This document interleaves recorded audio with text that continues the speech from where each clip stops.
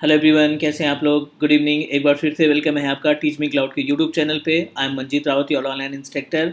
So guys, आज जो हम बात करने वाले हैं वीएमवेयर का टॉपिक है, और वीएमवेयर के टॉपिक में ये 16th वीडियो है। मतलब इसके पहले हमने 15 वीडियो आपको प्रोवाइड कर चुके हैं, और उन 15 वीडियो में हमने ज़्यादातर कोशिश की है ESXi की चीज़ों को मैनेज करने के लिए। मीन्स अगर वो 15 वीडियो आप स्टेप बाय स्टेप करके देखते हैं, क्लासेस वाइज देखते हैं, तो डेफिनेटली आप 6.5 पे कोई भी एक्टिविटी परफॉर्म कर सकते हो। चाहे वो शेयर स्टोरेज की बात कर लें, या नेटवर्किंग की बात कर लें, या डोमेन को ऐड करने की बात कर लें, वो सभी एक्टिविटी की प्रैक्टिकल्स आप ऑलरेडी पा चुके हैं हमारे वीडियो की सीरीज में। लेकिन आज जो बात करने वाले हैं, आज जो टॉपिक है अपने पास, या एजेंडा जो है ना, वो और भी ज़्यादा यूनिक है, इंटरेस्टेड है। क्योंकि V centre server, I hope कि you know very well about the V centre server. सभी को पता होगा कि वी सेंटर सर्वर है क्या, इसकी एक्टिविटी क्या होती है। तो आप एक तरीके से बोल सकते हो कि वी सेंटर सर्वर हमारा जो है वो आपका बैकबोन है वर्चुअलाइजेशन का, और इसके थ्रू हम परफॉर्म करने वाले हैं टास्क। ओके, सो इस पर्टिकुलर वीडियो में हम डिस्कस करने वाले हैं कि वी सेंटर सर्विस को इंस्टॉल करने के लिए प्रीरिक्विजिट क्या होती हैं, वो स्टेप क्या होते हैं, और कितने तरीके के कितने तरीके या कितने मेथड है अपने पास जिसमें हम वी सेंटर सर्वर को इंस्टॉल कर सकते हैं। तो गाइज, बिल्कुल स्क्रैच से बात करेंगे, सभी स्टेप आपको डिस्क्राइब करने वाले हैं वी सेंटर से रिलेटेड। इंस्टॉलेशन ये पहला स्टेप है, क्योंकि इंस्टॉलेशन के बाद फिर हम डिस्कस करेंगे इसके फीचर्स के बारे में, कि कौन कौन सी चीज़ें हैं, जो कौन कौन सी सर्विसेज हैं, जो सर्विस आपके वी सेंटर सर्वर के बाद ही मिल पाती हैं, उनके बारे में भी बात करेंगे। तो गैस, चलिए स्टार्ट करते हैं प्रैक्टिकल। और उसके पहले कॉन्सेप्ट समझने की कोशिश करते हैं, प्रीरिक्विजिट समझने की कोशिश करते हैं कि अगर आप प्लान कर रहे हो वी सेंटर सर्वर इंस्टॉल करने के लिए, तो आपको कौन कौन सी बेसिक रिक्वायरमेंट है जो आपको मैनेज करनी पड़ेगी। तो गाइज, सबसे पहले प्रीरिक्विजिट की बात कर लेते हैं, बेसिक रिक्वायरमेंट की बात कर लेते हैं, और इसके टाइप्स की बात कर लेते हैं कि कितने तरीके हैं हमें वी सेंटर सर्वर को इंस्टॉल करने के लिए। तो सिंगल वर्ड में अगर हम बोलें, तो वी सेंटर सर्वर का जो काम है वो multiple ESXi, multiple virtual machine, multiple cluster, multiple data store को मैनेज करने का काम आता है। राइट? तो मीन्स बोल सकते हो कि आप वी सेंटर सर्वर के थ्रू आप मल्टीपल ESXi होस्ट को और उसमें रन करने वाली वर्चुअल मशीन को आप मैनेज करने का काम करते हो, जो कि हम प्रैक्टिकल में बाकी प्रैक्टिकल स्टेप तो दिखाएंगे ही। बट इंपॉर्टेंट जो चैलेंज अभी ये है कि वी सेंटर सर्वर को हम इंस्टॉल कैसे करते हैं। राइट? तो गाइज, वी सेंटर सर्वर को इंस्टॉल करने के दो तरीके हैं। यहाँ पे हम दो मेथड के थ्रू जानेंगे कि वी सेंटर सर्वर को कैसे इंस्टॉल किया जाता है। वी सेंटर सर्वर एक अप्लायंस, आई होप कि आपने सुना होगा कि एक अप्लायंस होता है। यहाँ पे हम बात करें तो वी सेंटर सर्वर में दो मेथड सीखने वाले हैं। एक we centre server on, we centre server कोई सा भी हो, 6.5 की बात कर लेते हैं आप, ऑन विंडोज़। ठीक है? आपको ये पहला मेथड है कि आप विंडोज़ ऑपरेटिंग सिस्टम पे कैसे वी सेंटर सर्वर को इंस्टॉल करते हो। सेकेंड, अगर आप ऐसा नहीं करना चाहते हैं, ठीक है, तो एज पर द एजेंडा, हम एजेंडे की बात करें तो हम यहाँ पे देखने वाले हैं कि वी सेंटर सर्वर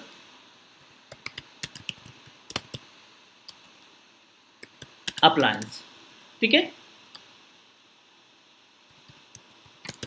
ठीक है, दो तरीके अपने पास वी सेंटर सर्वर को इंस्टॉल करने के लिए। वी सेंटर सर्वर को आप डायरेक्टली विंडोज मशीन पे इंस्टॉल कर सकते हो, या फिर आप वी सेंटर अप्लायंस का इस्तेमाल करके आप अपने अप्लायंस को डायरेक्टली ESXi होस्ट पे इंस्टॉल कर सकते हो। दोनों की प्री रिक्विजिट में थोड़ा सा गैप है, थोड़ा सा डिफरेंस है, लेकिन अगर हम हार्डवेयर की बात करें या अदर सेटिंग्स की बात करें तो वो दोनों की कॉमन है। कॉमन इस तरीके से है क्योंकि अगर हम प्री रिक्विजिट हार्डवेयर की बात करें तो दोनों के केस में हमें मिनिमम जो रैम की कैपेसिटी है, मिनिमम 8 GB चाहिए हमें, 8 GB की रैम, चाहे आप विंडोज़ पे इंस्टॉल करो या अप्लायंस इंस्टॉल करो। 2 कोर का CPU होना चाहिए, 2 वर्चुअल कोर का CPU होना चाहिए अपने पास। ठीक है?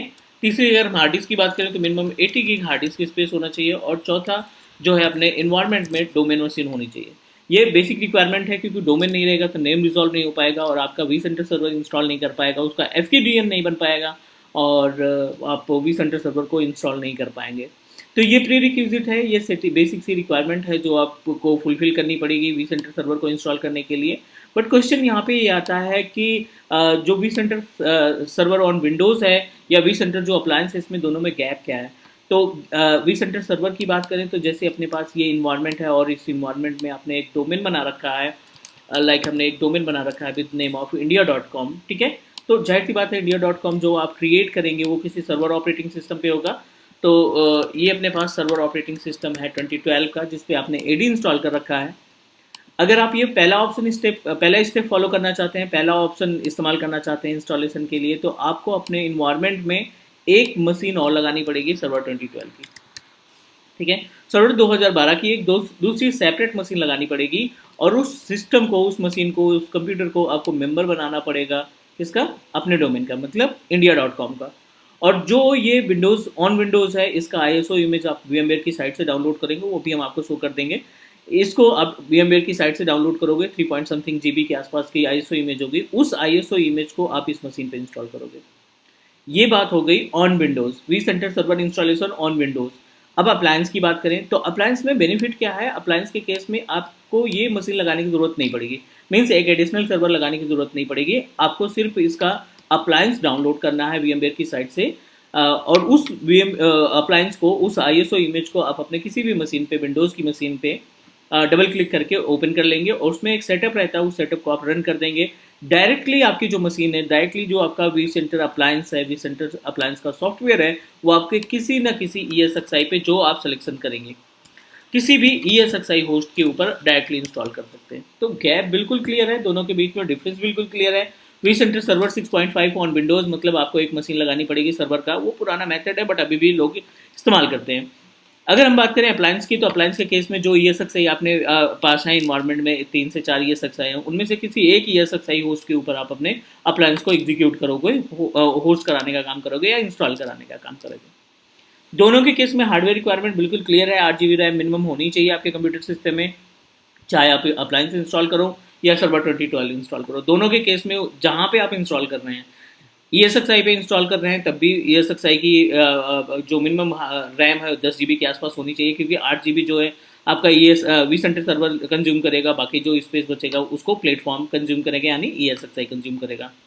अगर आप विंडोज़ पे इस्तेमाल कर रहे हो, तो जो सर्वर 2012 आपका सेकंड मशीन है जो इंस्टॉल किया है, उसके ऊपर कम से कम आपको 8 GB से ज़्यादा, मतलब 9 या 10 GB आपको प्रोवाइड करना पड़ेगा, देन उसके बाद ही आप इंस्टॉलेशन परफॉर्म कर पाएंगे।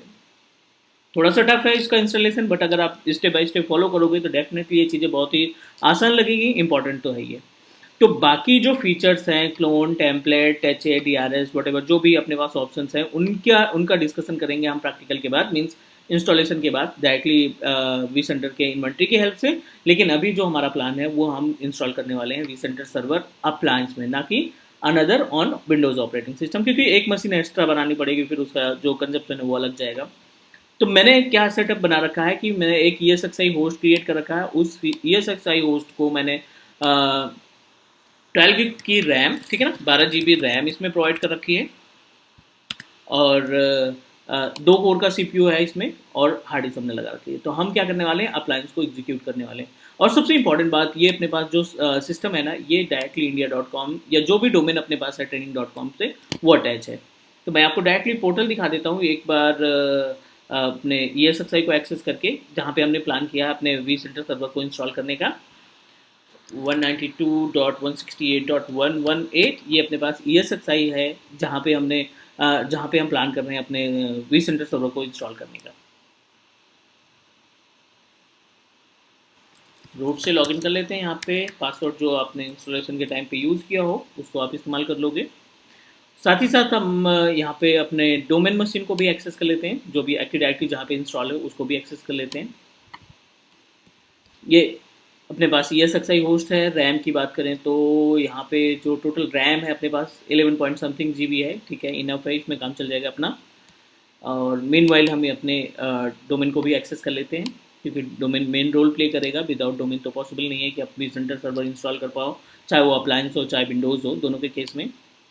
तो वर्क स्टेशन पे ये हमने ट्रेनिंग.com के नाम से एक डोमेन बना रखा है। This is our domain machine, ठीक है ना। और इसको लॉगिन करा लेते हैं हम।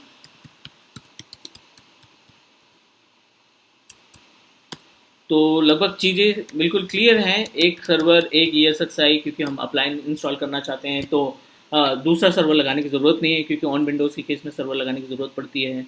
अप्लायंस के केस में आपका ESXi ही रिस्पॉन्सिबल रहता है उसको मैनेज करने के लिए। तो उम्मीद है गाइस अभी तक कोई डाउट नहीं होगा, क्लियर नहीं, अभी कोई क्वेश्चन नहीं होगा, क्योंकि अगर हम अपने ESXi की बात करें तो ये जो ESXi है ये हमारा डोमेन से कोऑर्डिनेट कर रहा है। इसको इन्फॉर्मेशन के लिए आप क्या करोगे, मैनेज पे जाओगे और यहाँ पे ऑथेंटिकेशन पे क्लिक करोगे, अब देखोगे यहाँ पे training.com, यानी ये मशीन हमारी जो ESXi है ना, वो हमारे डोमेन से कोऑर्डिनेट कर रहे हैं, एक्टिव डायरेक्टरी से जुड़ी हुई है। तो अगर आप एडी के कंप्यूटर वाले पार्ट में जाओगे ना, तो इस कंप्यूटर का नेम भी आएगा, this is the ESXi host, right ना। तो चलो ये भी प्रॉब्लम सॉल्व हो गई। ये लास्ट क्लास में ही हमने डिस्कस किया था, 14th क्लास में, अगर आप प्लेलिस्ट में जाके देखोगे ना, तो 14th क्लास में हमने इसके बारे में डिस्कस किया था कि कैसे ESXi होस्ट को डोमेन के साथ ज्वाइन करने का काम करते हैं। तो अभी तक तो एवरीथिंग इज़ ओके। अब आते हैं मेन पॉइंट पे, हम अपने सिस्टम को भी एक्सेस कर लेते हैं जहाँ पे हमें vCenter सर्वर इंस्टॉल करना है, ESXi है। अब आपको टूल दिखा देते हैं, जो सॉफ्टवेयर आप इस्तेमाल करोगे इंस्टॉलेशन के लिए, ठीक है। तो ये विंडोज 10 रन कर रहा है, कोई दिक्कत नहीं, आपका बेस मशीन क्या है उससे कोई मतलब नहीं है, बस कनेक्शन होना चाहिए, पिंग होना चाहिए। और ये अपने पास टूल रहा VCSA ऑल 6.5, ये आपका अप्लायंस है, vCenter सर्वर अप्लायंस, ना कि ऑन विंडोज़। ये ISO इमेज, दोनों के केस में आपको ISO इमेज मिलेगा और लगभग साइज दोनों की सेम ही रहेगी। आप इसको राइट क्लिक करो और माउंट करा दो यहीं पे, ठीक है। कोई सा भी OS हो उससे कोई मतलब नहीं है। अब आप यहाँ पे देख रहे हैं बहुत से ऑप्शन दिखाई पड़ रहे हैं, VSCSA इंस्टॉलेशन। तो VCSA इंस्टॉलेशन पे आप ओपन कर देंगे, फोल्डर है। Win32 को ओपन कर देंगे। Win32 ओपन करने के बाद हमें यहाँ पे देखना है सेटअप, इंस्टॉलेशन दिख रहा है, इंस्टॉलर दिख रहा है, आप इस पर डबल क्लिक कर देंगे। Got it. But pre requisite complete करने के बाद आप जो प्रोसीड करेंगे ना, इसके पहले आपकी प्री रिक्विजिट कंप्लीट होनी चाहिए। आपकी ESXi में रैम प्रॉपर होना चाहिए, vCenter सॉरी डोमेन मशीन जुड़ी होनी चाहिए उस ESXi होस्ट से, ठीक है ना। ये छोटी सी प्री रिक्विजिट है। इंस्टॉलर को डबल क्लिक किया, मल्टीपल ऑप्शन दिखाई पड़ रहे हैं आपको, अपग्रेड करना है, माइग्रेट करना है, रिस्टोर करना है, इंस्टॉल करना है। जाहिर सी बात है हम इंस्टॉलेशन करेंगे, माइग्रेशन तो बाद में आएगा, या अपग्रेडेशन तो बाद की बात है, अभी हम इंस्टॉलेशन करना चाहते हैं, ठीक है। तो इंस्टॉलेशन केस में पहला ये ऑप्शन दिखाई पड़ रहा है, स्टोरेज स्टेज के केस में just basic information, it's a PSC platform service controller 6.5, PSC platform service controller हम इंस्टॉल करना चाहते हैं। नेक्स्ट करेंगे, आई एक्सेप्ट द टर्म, जो भी कंडीशन या टर्म है उसको हमने एक्सेप्ट किया, देन क्लिक नेक्स्ट। छोटे से स्टेप है, 9 डिफरेंट स्टेप है गाइज। ये vCenter सर्वर अगर आपने 6.0 देखा होगा या उसके पहले देखा होगा, तो ये अपने पास दो तरीके के स्टेप हैं, दो तरीके के ऑप्शन है vCenter सर्वर को इंस्टॉल करने के लिए। एम्बेडेड प्लेटफॉर्म है और एक्सटर्नल प्लेटफॉर्म है। एक्सटर्नल के केस में क्या होता है, आपको डेटाबेस जो है अलग बनाना पड़ता है। एक आप पोस्टग्रेस या SQL डेटाबेस इंस्टॉल करेंगे और वहाँ पे सारी इन्फॉर्मेशन vCenter सर्वर की सेव करेंगे, लेकिन हम अभी कोई भी और डेटाबेस अलग नहीं बनाना चाहते हैं, इस वजह से पहला ऑप्शन एम्बेडेड सिस्टम इस्तेमाल करेंगे। नेक्स्ट करेंगे ये FQDN। तो FQDN में जो IP आपको प्रोवाइड करनी है, कंप्यूटर नेम दे दीजिए, FQDN नेम दे दीजिए या IP दे दीजिए। तो अपनी IP जो है जहाँ पे हमने प्लान किया है ESXi को इंस्टॉल करने के लिए, जाहिर सी बात है वो हमारी 118 है। अगर हम यहाँ पे ब्राउज़र पे देखें तो ये अपने पास सिस्टम है जहाँ पे हम इंस्टॉल करना चाहते हैं 118, ठीक है। तो आप यहाँ पे IP प्रोवाइड कर दो 443, ठीक है।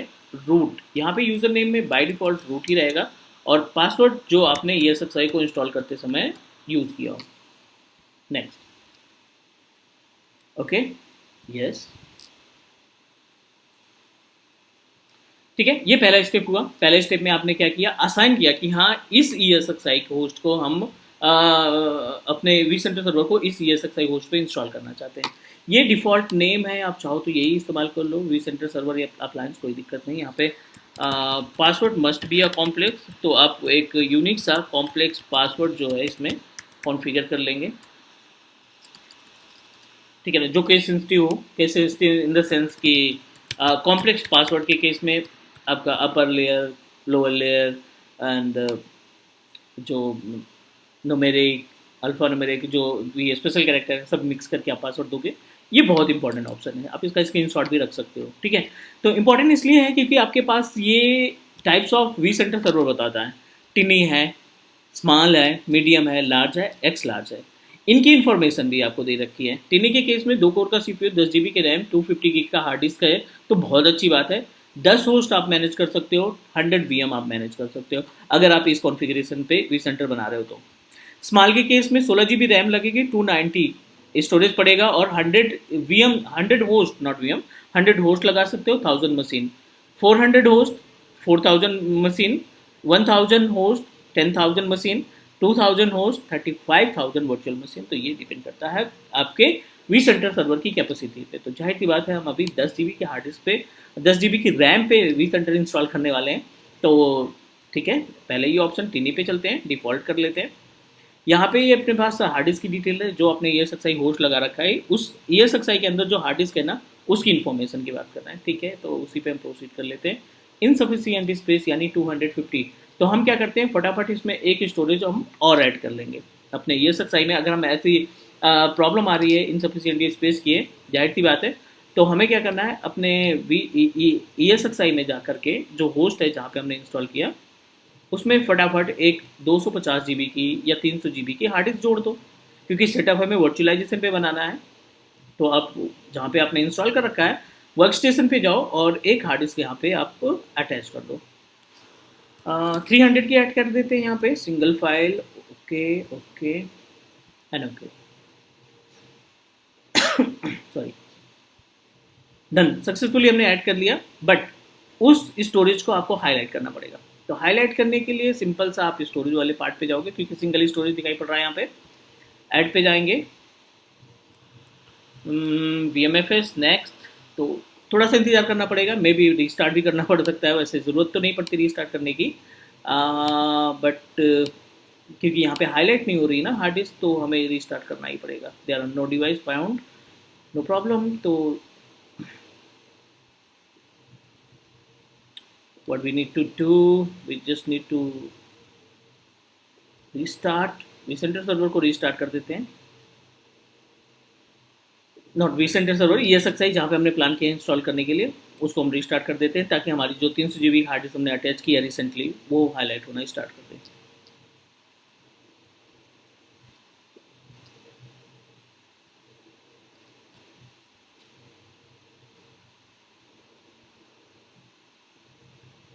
It will take a bit time, like 1 से 2 मिनट का टाइम लग जाएगा इसको इंस्टॉल करने में, नॉट इंस्टॉल, रीस्टार्ट करने में।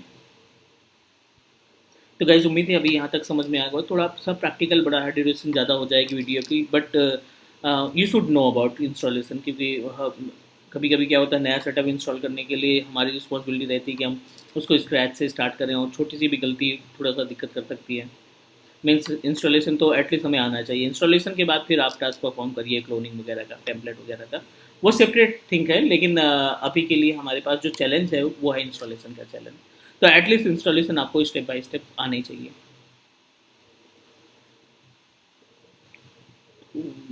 वेट कर लेते हैं अपने ESXi के टर्न ऑन होने तक। जैसे ही टर्न ऑन होता है, will move our cell.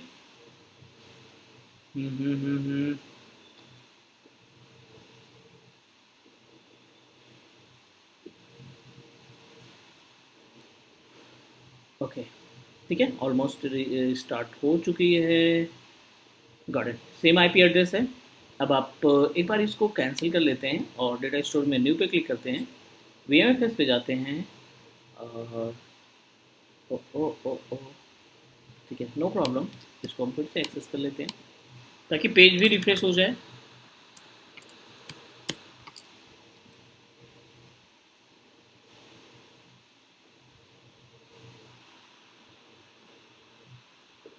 Same user ID and password.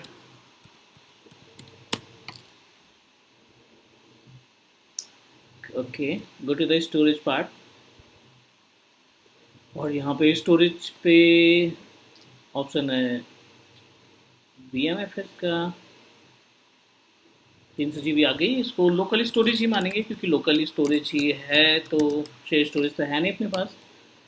We want to use the entire space, हम नहीं बचाना चाहते, क्योंकि 250 GB तो हमें चाहिए। ठीक है, कोई दिक्कत नहीं। एक लोकल स्टोरेज हम यहाँ पे सक्सेसफुली अटैच कर दिए, 299 है ना। अब आप vCenter सर्वर पे जाओ जहाँ पे इंस्टॉलेशन चल रहा था। ओके, अच्छा यही मशीन है, हमने इसको मैक्सिमाइज कर दिया है। बैक करते हैं एक बार, है ना, टिनी है, नेक्स्ट करो आप, और स्टोरेज पूरा ही रिफ्रेश करना पड़ेगा हमें।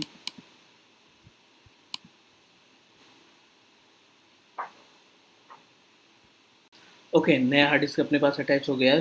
300 गिग का, तो आप इस पे एक बार नेक्स्ट कर देते हैं। अब देखो यहाँ पे दो डेटा स्टोरेज दिखाई पड़ रहा है। एक आपका डेटा स्टोरेज वन है जो बिल्ट इन है पहले, जिस पे ESXi इंस्टॉल है, उसके बाद हमने लोकल स्टोरेज अटैच किया। ठीक है, सिलेक्शन कर लेते हैं पहले का और नेक्स्ट कर दिया हमने, नेक्स्ट करते हैं। और यहाँ पे अब इन्फॉर्मेशन आपको जो प्रोवाइड करनी पड़ेगी वो आपको vCenter सर्वर की देनी पड़ेगी, ठीक है ना। यहाँ पे सिस्टम नेम दे देते हैं, कुछ भी दे देते हैं, vcsa.training, ठीक है ना। ट्रेनिंग अपने पास training.com पूरा दे देते हैं, vcsa.training.com। और IP एड्रेस स्टैटिक IP ही रख देते हैं, नॉट एन इशू, 192.168.0.150, ठीक है। सबनेट मास्क में 255.255.255.0। गेटवे अगर है तो अच्छी बात है, 192.168.0.1। और यहाँ पे अपने DNS यानी डोमेन यानी अपना जहाँ से हमने कनेक्ट किया है। तो फटाफट कंफर्म कर लेते हैं अपने पास DNS की IP क्या है। cmd IP config करके देख लेते हैं यहाँ पे 125। तो आप यहाँ पे अपने DNS की IP प्रोवाइड कर दीजिए 168.0.125, ठीक है। और ये जो रिकॉर्ड है ना, ये जो रिकॉर्ड है, ये नेम का जो रिकॉर्ड है vcsa.training.com, इसको ना कॉपी कर लेते हैं और इस रिकॉर्ड को हम मैनुअली वहाँ पे रिकॉर्ड को बना देते हैं, ठीक है। DNS के रिकॉर्ड में वैसे हमें क्रिएट करना पड़ेगा। लेट मी ट्राई, नेक्स्ट करते हैं, ठीक है, एंड क्लिक फिनिश। तो ये स्टेप अपने पास हुआ। अब इनिशियलाइजिंग स्टार्टेड है, फाइनल स्टेप है। इसके बाद प्रॉपर तरीके से आपका vCenter सर्वर रन करने लगेगा। इंस्टॉलेशन में it will take much time in the sense कि अप्रॉक्सीमेटली डिपेंड करता है अपने हार्डवेयर कॉन्फ़िगरेशन के ऊपर, ESXi के ऊपर कि कितना ESXi का स्टोरेज है आपके पास, कि ESXi की कैपेसिटी कितनी है उसके ऊपर डिपेंड करेगा। फिर भी आप हाफ एन आवर मान के चलिए कि कंप्लीट फाइनल होने तक, लास्ट स्टेज तक आपके पास जो टाइम लगेगा टोटल, वो लगभग आधे घंटे का टाइम लग जाएगा, ठीक है। तो गाइज उम्मीद है कि आपको ये सारे स्टेप जो हैं क्लियर तरीके से कंफर्म हो गए होंगे, ठीक है। बट फिर भी अगर आपको लगता है डाउट तो आप क्वेश्चन पुटअप कर सकते हैं, ठीक है। एक बार vCenter सर्वर डिप्लॉय करके देख लेते हैं, उसके बाद अगर देखते हैं नेक्स्ट कौन सा स्टेप आता है।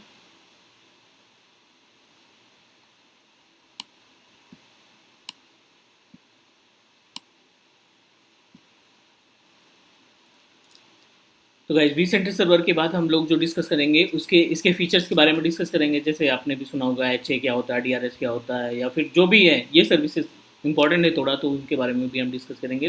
लेकिन पहला अभी जो मोटो है अपना वो है vCenter सर्वर को इंस्टॉल करना, राइट।